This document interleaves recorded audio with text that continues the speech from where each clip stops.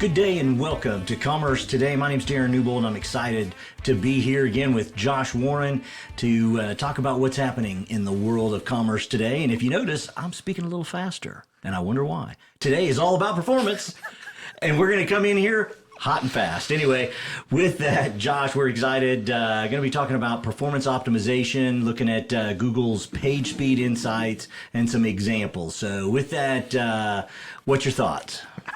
Thought we said no bits, but apparently today it's all about the bits. So I'm excited. A lot of this comes from some conversations with some e-commerce directors, some interesting conversations on LinkedIn, some controversy on LinkedIn, and really started with the thesis of, does performance even matter for e-commerce SEO purposes? And yeah, it's pretty fun. I could take that somewhere, but I'm not going to. So begs the question, Josh, why does performance matter? Because we know it does, and especially in e-commerce sites. So why does performance matter?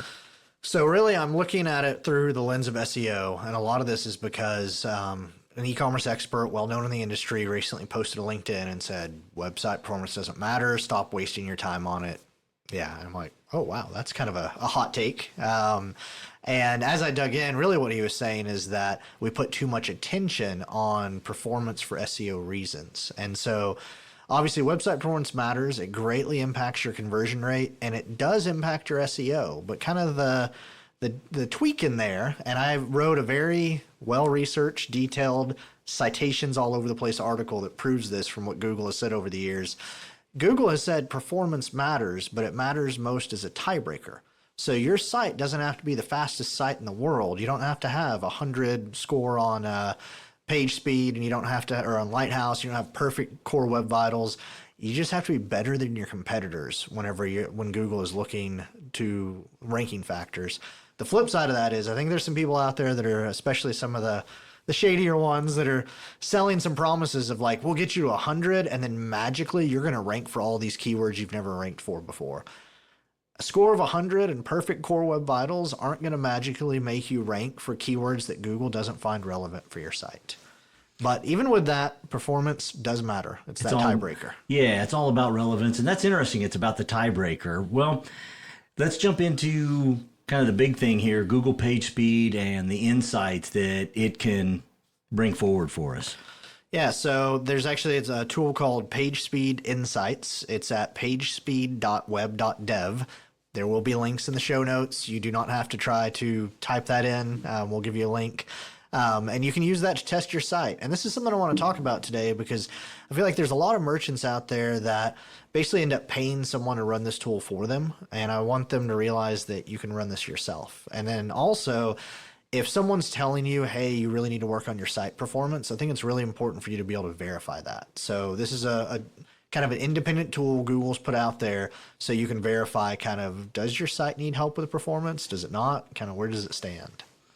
Interesting. Well, I think we put together kind of an example that you wanted to run through, and we were gonna use the behemoth Amazon as that example. So kind of walk us through that, Josh. Yeah, and I will say, especially for those that listen to this audio only, this may be a little harder to follow. So hopefully, most of our episodes aren't hard to follow, but sometimes.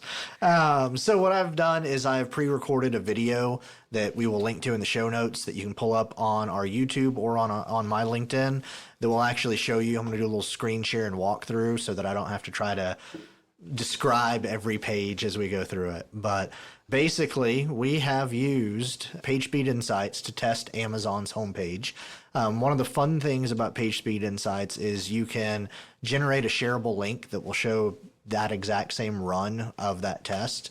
And so I'll also put that in the show notes. So if you want to click on that and kind of scroll through it as we talk, but you're going to see. Sorry to interrupt real quick. Just to clarify, I think it's Amazon's homepage, but it's on mobile, correct? It is. Well, actually, the report will give you both mobile and desktop, but I don't want to read two reports to y'all, and y'all don't want to listen to that. So we're going to just talk about the mobile report for today. Perfect.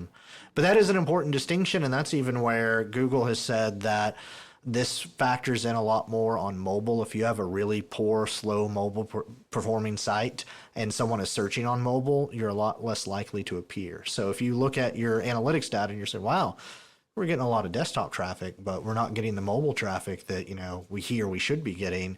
That's an indicator that, oh, maybe you're actually not ranking as high on mobile as you do on desktop because of a poor mobile performance.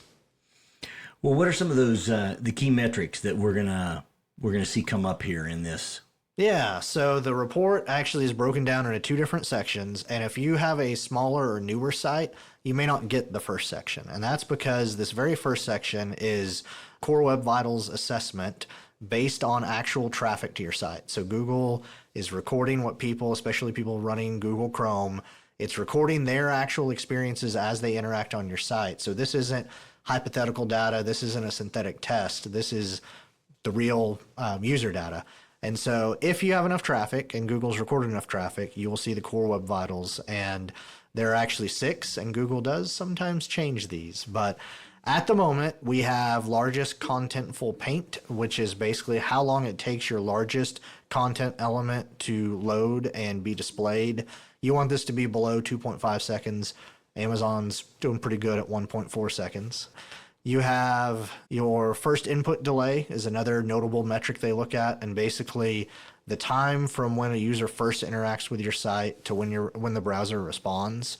You want that to be less than 100 milliseconds. Amazon's gotten it down to 24 milliseconds. A lot of that can be basically if you're running a ton of JavaScript. If you have, and actually we were looking at a merchant site recently where all the JavaScript that could ever possibly be needed for any function anywhere on their site was being loaded on every page. And so their first input delay was a lot higher just because the browser's like chugging through all that JavaScript trying to figure out, all right, does this apply? Does that apply before it can actually react? That's crazy.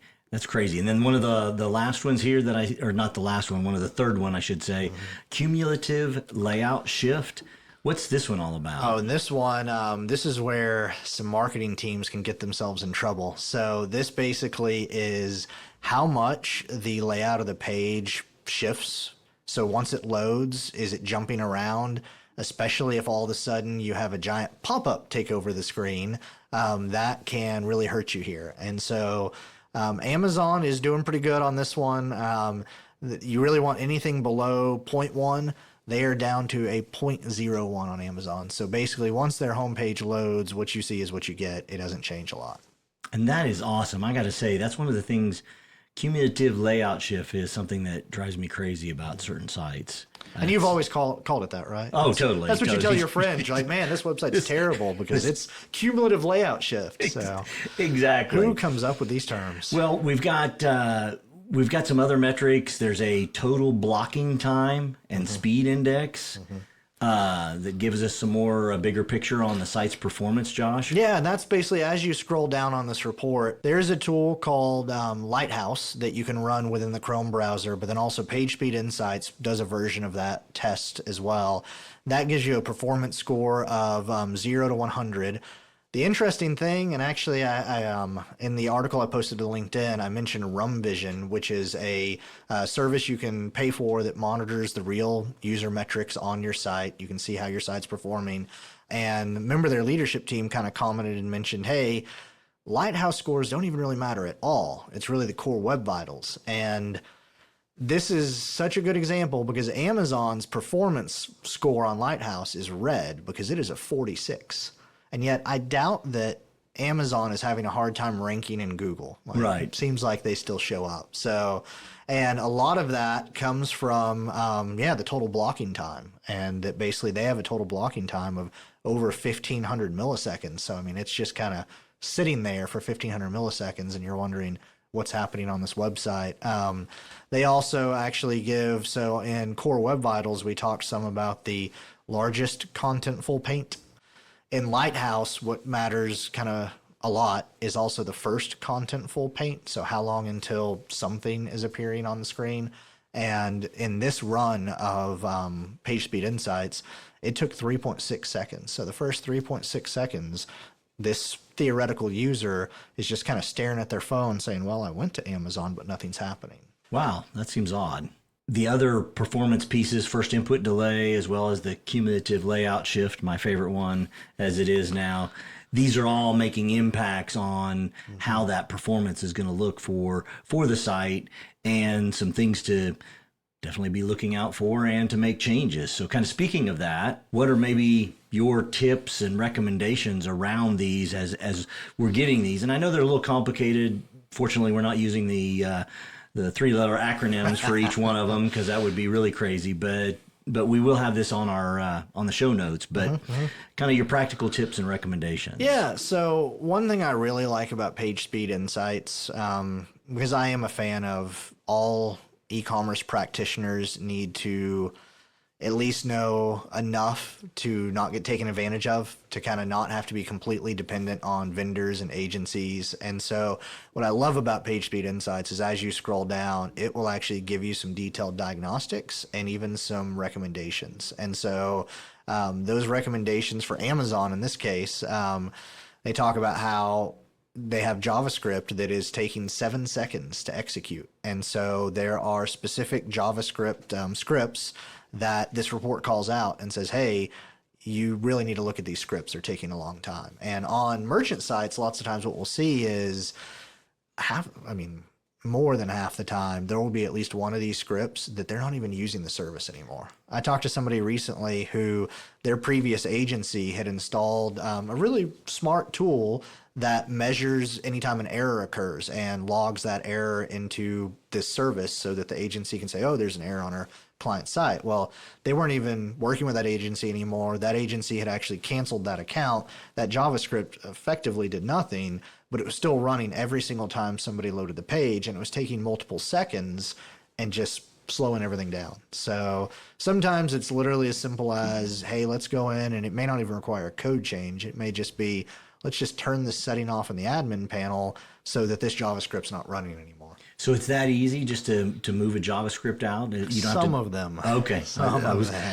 I was genuinely curious there if you didn't have to do the coding. I know there's some other tips that I think we've talked about and we've kind of put down here. Optimizing images is always a huge thing, and making sure you have the smallest but obviously the best quality of images you can. And then browser caching. How can we leverage that and help with the whole process? So a lot of this depends on what kind of e-commerce platform you're on, and if it's something you're self-hosting versus something that's cloud-based or a SaaS. There are, especially if you're hosting it yourself or you're hosting it with a hosting company, some of these platforms, there's either server settings or software settings to basically allow things to be cached that people forget to turn on. I've seen agencies that they will launch a site, and a lot of these platforms, they have a developer mode and they have a production mode. Well, in developer mode, it will intentionally tell browsers, don't store anything, don't cache anything. That way, when a developer changes the code, they see the change immediately on the site. But it's a lot slower. Right, absolutely. So I've seen sites get launched by other agencies where they forgot to go into production mode. And so basically every time anything gets loaded, the site is telling the browser, don't cache anything, don't cache anything. And it makes the site slow. And again, it's something where go into the admin panel, click a button, it's fixed. So also we talk about, and we just mentioned this even in the Java piece, minimizing these third-party scripts or scripts that load automatically that you may or may not need. And then you also mentioned here the CDN, I will have one acronym, Content Delivery Network. How can that, where you really talk about that can significantly speed up your site? How does that help? So Content Delivery Network will actually take things like your product images or even your JavaScript, and instead of just serving them off of your server, it will distribute it around the country or around the world. And so then when a user loads your website, let's say they're in New York and your site's hosted in Texas, well, it actually takes longer to pull some. You think everything on the internet's instantaneous, but it's not. There's little delays here and there. So it takes longer to get that than if they were getting it from a server in New York. Well, with a content delivery network, they'll have servers basically located all over the country so that that person's browser connects to the closest server, gets the data from there. It also greatly can reduce the load on your server and speed up your site that way too. Interesting. That's pretty cool. Well, one quick question for you. You had mentioned, you kind of had me thinking about the whole JavaScript thing and having those kind of situations. Is there anything out there that can go and, besides this the page speed that we're doing here with this process, the page speed insights, is there something that can go and look and try and find those kind of Java things, JavaScripts that maybe are just they're there, but they're not tied to anything? If you want to get technical, you can look at it in your, every web browser has a console mode, and you can go into that. You can look. Usually you have to turn on developer tools. But and this is where being part developer, part salesperson is always fun. I'm going to tell everyone a secret that salespeople don't want you to know. Shh, don't tell anybody. There is a site called builtwith.com, and that is what all the cold emails you're getting that say, hey, you should move from X platform to Y platform. That's where they got that information. You can go to builtwith.com, and for free, you can punch in your own site and have it give you a report, and it will list what it thinks all the third-party services you're using are. And so if you see something on that list where you're like, I don't remember that, or we're not using that anymore, then there's a really good chance that JavaScript is still running on your site, and that's why BuiltWith is saying that you're using it. And that can be a way, without having to contact an agency or dive into the developer tools or anything like that, to find those third-party tools. Interesting. That is awesome. That is awesome. Well, folks, I hope you've enjoyed this episode. It's all about PageSpeed and putting it all together. Kind of to close it out, Josh, how do you want to kind of wrap this up in a bow? So I've talked about how you can do this yourself, and you definitely can. If you start doing this and you're like, wow, either my site is really slow and it's slower than my competitors and I need to fix it, or if you're like, wow, this is just, I don't want to have to deal with what the difference between largest contentful paint and first contentful paint and cumulative layout shift is. We have launched a performance auditing service. You can actually just purchase it straight off of the Creatuity website. Don't even have to talk to a salesperson or anything, although I'm our salesperson and I don't bite, I promise. So would definitely encourage y'all to consider that. And if you reach out to me, tell me you listen to this episode, I can even, knock the price down a little bit for it. And we can definitely help you out with that. Well, definitely take that opportunity, connect with Joshua Warren on LinkedIn. And as always, we love to hear from you. Share your thoughts and experience that you've had with performance on LinkedIn and Joshua's LinkedIn page. And we definitely look forward to connecting with you each and every time. Until then, hope your site is as fast as possible. Take care.